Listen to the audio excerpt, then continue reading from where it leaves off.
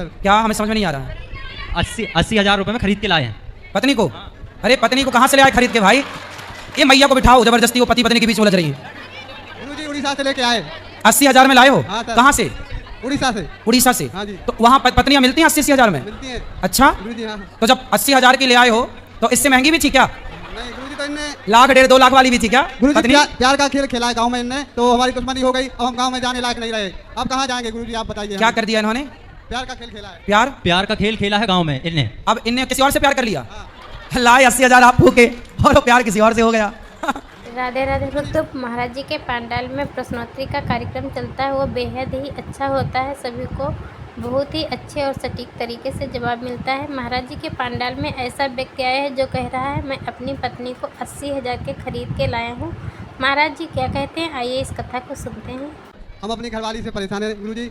हमारी घरवाली ने गांव में बुराई कर दिया है। अब हम कहाँ घरवाली आपकी? घरवाली है खड़ी पास में। पास में है मैया? तुम ये मैया देखो, उनकी घरवाली बेचारी परेशान है, वो घरवाली मैया जबरदस्ती माइक छीने पड़ी है। सर वो आपने एक बागेश्वर में कहा था लव यू का खेल खेला है इन्हें, तो तो आपकी घरवाली ऐसे क्या करती है कि आप परेशान हो? वो आपने कहा था बागेश्वर में कि लव यू का खेल नहीं खेलना, तो इनने खेल मारा है। अब हम परेशान हो गए सर।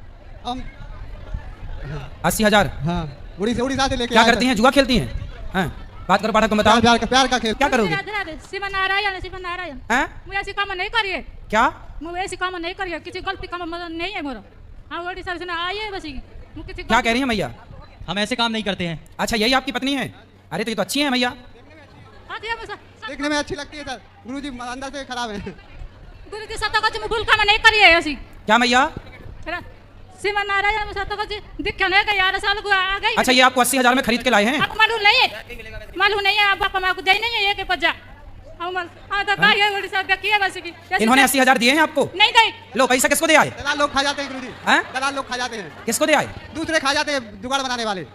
अच्छा, मतलब किसी और ने? हाँ जी। तो ये तो ऐसा भी होता है कि पत्नियां बिकती हैं बाजार में? हाँ, बाजार में नहीं बिकती हैं, गांव में से ऐसी सेटिंग बना देते हैं लोग। अच्छा हाँ जी गुरुजी, आप बताएं। आप तो आप खरीद के भगवान काहे ले आए? माँ बाप ने शादी ठीक ठीक कराई नहीं क्या? शादी करिए मंदिर, हमारे माता की मंदिर में शादी है, बाल बच्चे नहीं। 10 साल परेशान हो गए, महीना पहना सब बंद हो गए। क्या करे नहीं चले बस की एक साल नहीं चले। क्या कह रही है मैया? पाठक हिंदी में बात करो। बेटे दिख क्या रह गई? बच्चे नहीं हुए? 12 साल शादी के हो गए? शादी हो गई, महीना पहना सब बंद हो गई। हमें नहीं करिए ऐसे भूल काम। चलो भगवान कृपा करेंगे। गुरु जी दिख क्या नहीं गई, जीवन धन्य हो गई बस। भगवान का नाम जपना और अच्छे से रहना अपने पति के साथ। तो पति ने बता 4 बार मारिए। शिव नारायण शिव नारायण जपिए बस, कष्ट बिल्कुल नहीं है बस की। मैं साथ रहे भगवान मत गई बस अच्छी बस। भगवान का नाम जपना। बोलो बोलो। अब गुरुजी हमें रास्ता बताएं, हम क्या करें इनको? आपकी पत्नी अच्छी तो है, आप जबरदस्ती उन पर लांछन लगा रहे हो। पत्नी के साथ रहना बढ़िया से। अच्छी तो है आपकी पत्नी? बात करो भैया, उनसे बात कराओ पहले, पत्नी का निराकरण कर दें। तुम्हारी पत्नी बढ़िया है, क्या दिक्कत है उसमें? गुरुजी बढ़िया तो नहीं है, बाहर से बढ़िया दिखती है, अंदर से खराब है। पूरा गांव में दुश्मनी बना दिया, हम कहाँ जाएंगे गुरुजी? आप तो यही प्रश्न करते हैं गुरुजी कि हमें रास्ता बताएं। अब जैसी है आपकी पत्नी है, आपको रहना है उसी के साथ और उसका ध्यान रखना है। नहीं तो आप इनको समझा दें। समझा तो दिए, वो तो बढ़िया है। काम बताओ, तेरा गाँव को नहीं जाने। हाँ, साथ में रहना। क्या करें, साथ में रहेंगे? हाँ, वो तो साथ में रहने को तैयार है आपके। अच्छे से रहना पत्नी के साथ। 80,000 की है, सस्ती नहीं है।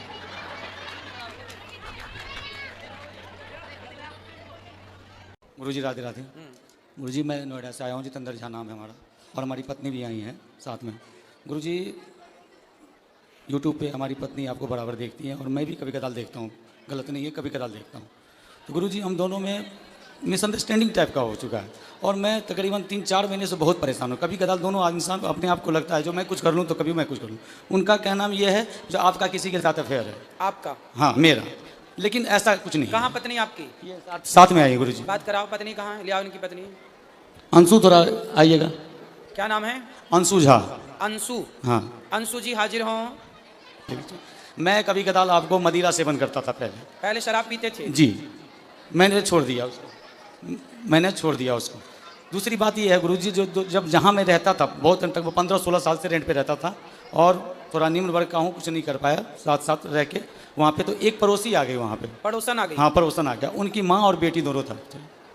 उनका कैरेक्टर अच्छा नहीं था। तो ये 2-3 मतलब 6 महीने के लिए गाँव गई थी, 3-4 महीने के लिए गाँव गई थी।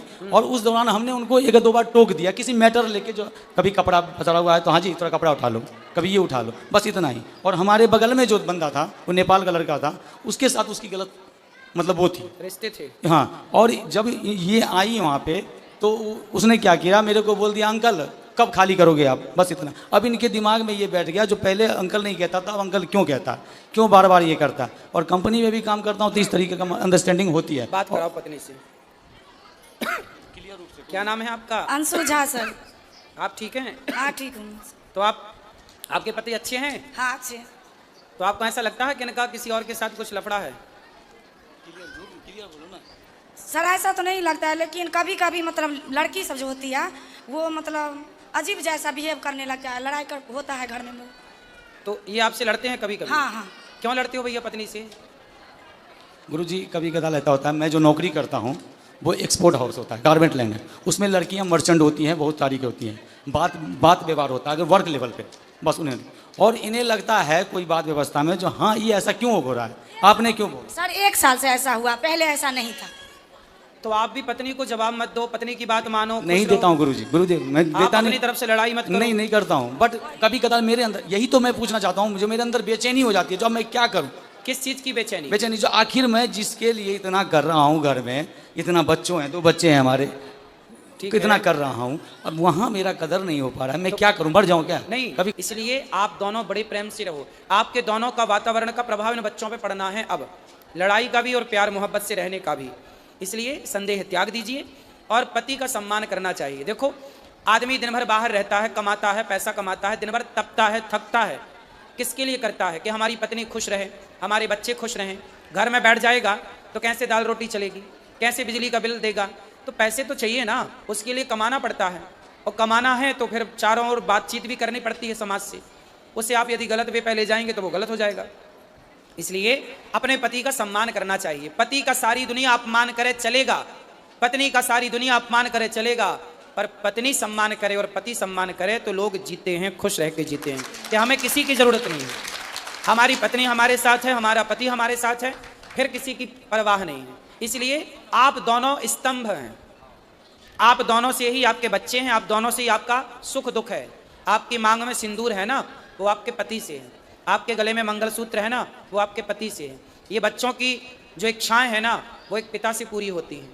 इसलिए जब तक पति होता है ना बेटा तो बहुत कुछ होता है, और पति नहीं होता ना तो कुछ नहीं होता। इसलिए पति की इज्जत करना चाहिए और पत्नी की इज्जत भी करना चाहिए। आपको भी अपनी अर्धांगिनी का पूरा ख्याल रखना चाहिए। और पति और पत्नी ये दोनों साइकिल के पहिए की तरह होते हैं, एक भी यदि बिगड़ जाए तो साइकिल चलती नहीं है, रेंगने लग जाती है। तो आपकी ज़िंदगी बिंदास चले, किसी के भड़कावे में ना हो, किसी के कहने पे ना हो, और आप खुश रहो। अब आप भी खुश नहीं हो, वो भी खुश नहीं है, आप दोनों खुश नहीं हैं तो आपके बच्चे खुश नहीं हैं। क्या होगा? धीरे धीरे आपके अंदर एक चिड़चिड़ापन पैदा हो जाएगा, इनके अंदर होगा, धीरे धीरे वो लड़ाई झगड़े में बदल जाएगा, फिर बच्चे उस माहौल में रह के वो दुखी हो जाएंगे, पूरा घर बर्बाद हो जाएगा। तो पक्का वादा करो कि आज से पति का सम्मान करेंगे और उन पर संदेह नहीं करेंगे। करोगे? नहीं गुरु। यदि करना है संदेह तो ठोस प्रमाण के साथ, ठीक है? और आपको भी इन्हें विश्वास दिलाना चाहिए, बिल्कुल कि आप बिल्कुल गलत नहीं हैं। बिल्कुल दिलाऊंगा गुरुदेव। यदि पत्नी को संदेह है हाँ। तो पति का धर्म है कि वो उसके उसको संदेह को दूर करना और कैसे करेगा? विश्वास जीत कर। करोगे? बिल्कुल करूंगा गुरुदेव, ठीक। क्योंकि यही हमारा जिंदगी है, यही परिवार है। ठीक है। कदर कौन नहीं करता? हमारी पत्नी नहीं करती है। बात कराओ। पति की कदर नहीं करती है? हाँ करते। ये तो कह रही है करते हैं।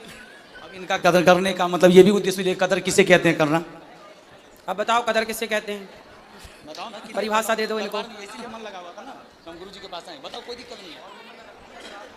वैसे एक बात बताएं, मैं आपको एक बात बताऊं, बात करो पत्नी से। देखो ऐसा है बेटा, जो पुरुष होता है ना, कई बार वो गलत नहीं होता, पर कुछ पत्नियां उसे गलत देखती हैं।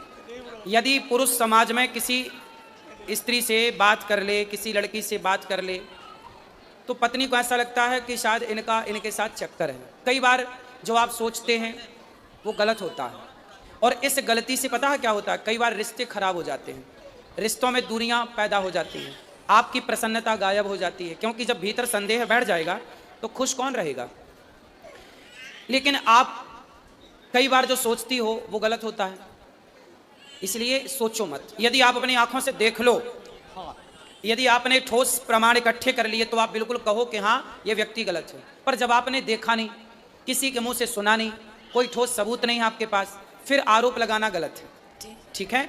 और दूसरा आप पति की इज्जत, देखो पति, पहले ये बताओ कि आपके पति आपका सम्मान, आपकी इज्जत करते हैं कि नहीं? हाँ करते हैं सर। तो आपको भी करना चाहिए कि नहीं? मैं भी करती हूँ, लेकिन 1 साल से ऐसा हुआ, पहले ऐसा तो नहीं। 1 साल से अब आप इज्जत नहीं करती?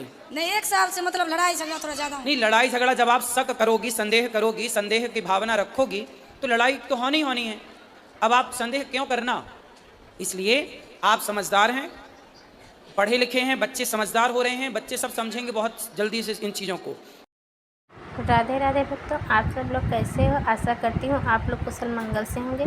भक्तों, श्री अनिरुद्धाचार्य जी की कथा में आप सभी का स्वागत है। महाराज की कथा में प्रश्नोत्तरी का कार्यक्रम चलता है। उसमें बहुत ही सारे लोग आ जाते हैं और अपने सवाल और जवाब पूछते रहते हैं। महाराज जी सभी सवालों और जवाबों का बहुत ही अच्छे और सटीक तरीके से सभी का जवाब देते हैं।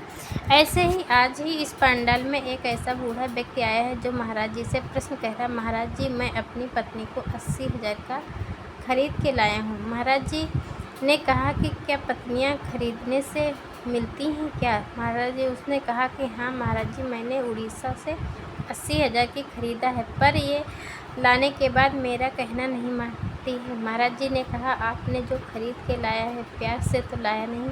महाराज जी की ऐसी कथा सुन कर के हमें तो बहुत आनंद आया। अगर आप लोगों ने महाराज जी की कथा सुनी होगी तो बहुत ही अच्छी कथा है, बहुत ही मज़ा आया होगा, क्योंकि महाराज जी की कथाएं और प्रश्नोत्तरी का कार्यक्रम भी अच्छा चलता है। इसलिए महाराज जी की कथाएं हमें तो बहुत अच्छी लगती हैं। आप लोगों को कैसी लगती हैं कमेंट में ज़रूर बताना। अगर यह कथा आप लोगों को अच्छी लगी हो तो प्लीज़ वीडियो को लाइक करना, चैनल को सब्सक्राइब करना, कमेंट में राधे राधे लिखना ना भूलें। हम मिलते हैं आपको ऐसी कथा के साथ, तब तक के लिए राधे राधे।